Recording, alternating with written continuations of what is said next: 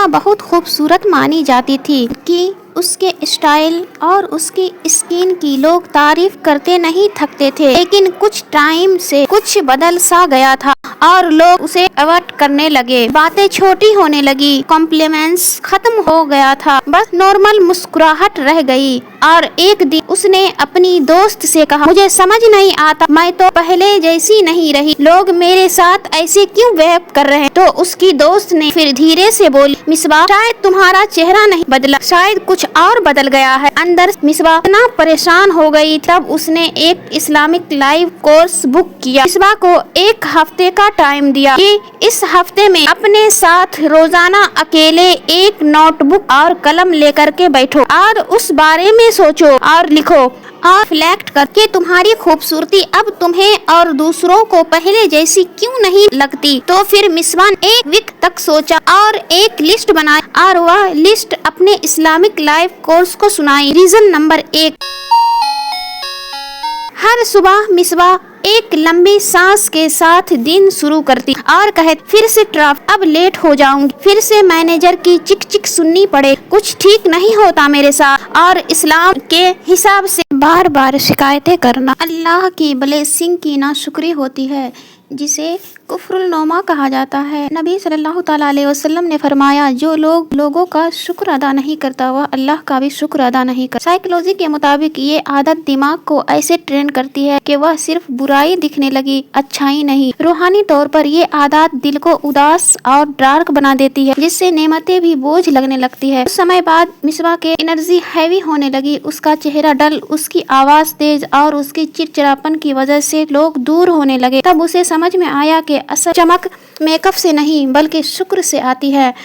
Reason number 2،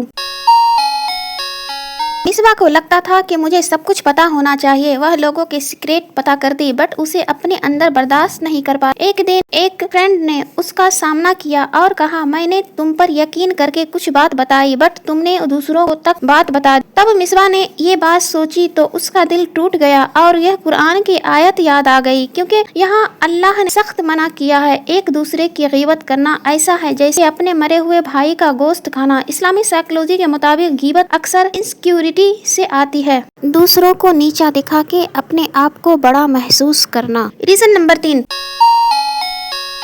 جب Instagram چلاتی تو مصباح کا دل جلتا تھا کیونکہ کی دوست کی شادی ہو گئی، کچھ دوست نے گاڑی لے لی تو وہ کمنٹ میں ماشاء اللہ تو لکھتی بٹ اندر ہی اندر محسوس کرتی کہ میری قسمت کیسی ہے، ایسی کیوں نہیں۔ نبی صلی اللہ تعالیٰ علیہ وسلم نے فرمایا، حسد یہ اچھے اعمال کو ایسے کھا جاتی ہے جیسے آگ لکڑی کو۔ سائیکالوجی کے مطابق حسد احسان کے سیلف امیج کو برباد کر دیتی ہے، بندہ اپنی اوقات دوسروں سے مینٹر کرنے لگتا ہے، روحانی طور پر یہ اللہ کی تقدیر یعنی قدر پر شک کرنے لگتا ہے۔ تو پھر اسلام لائیو کورس نے مصباح کو NTTV کرنے دی، انہوں نے کہا کہ جس بھی انسان سے تم کو جلن ہو اس کے لیے تم دعا کرو۔ دھیرے دھیرے مصباح کا دل نرم ہونے لگا اور اس کی آنکھیں چمک واپس آنے لگی۔ ریزن نمبر 4،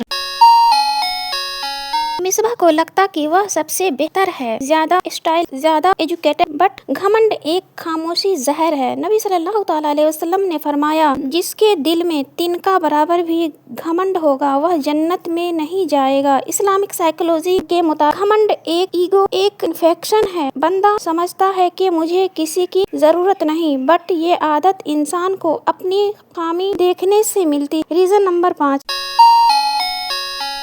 جب کام زیادہ ہو گیا تو مصباح نے نماز چھوڑ دی اور وہ کہتی تھی بعد میں پڑھ لوں، اور بعد کبھی آتا ہی نہیں۔ تو نماز کے بنا اس کی انرجی کم ہونے لگی، صبر ختم ہونے لگا، چھوٹے باتیں بھی بڑے لگنے لگی۔ سائیکالوجی یہ ہوتا ہے کہ دن میں 5 دفعہ جب ہم دنیا کو پیچھے چھوڑ کر صرف اللہ کے آگے گرتے ہیں تو وہ ایک مائنڈ فلنس کا کام کرتا ہے۔ یہ ایسے ہیں جیسے ہم سب اپنے موبائل کو چارج کرتے ہیں اور اگر چارج نہیں تو کام بھی نہیں۔ اسلامک کورس کرنے کے بعد ہی مہینوں میں مصباح اس نے اپنی نعمت لکھنے لگی، اپنی زبان سنبھالنے لگی، دوسرے کی خوشی میں خوش رہنے لگی، اپنے آپ کو عزیز بنایا اور نماز واپس شروع کر دی۔ لوگ پھر سے اسے نوٹس کرنے لگے بٹ اس بار اس کے لک کے ساتھ اس کی پرسنالٹی کے لیے ایک दोस्त ने कहा मिसबा को, कल बहुत गलो कर रही हो, कौन सा DIY यूज कर रही हो? तो वह मुस्कुराकर बोली, इसका राज है शुक्र, सब्र और नमाज। तो यहीं पे वीडियो एंड करते हैं। उम्मीद करते हैं वीडियो पसंद आई हो तो लाइक शेयर जरूर करें। मिलते हैं अगले वीडियो में, जब तक के लिए अल्लाह हाफिज, अपना ख्याल रखें।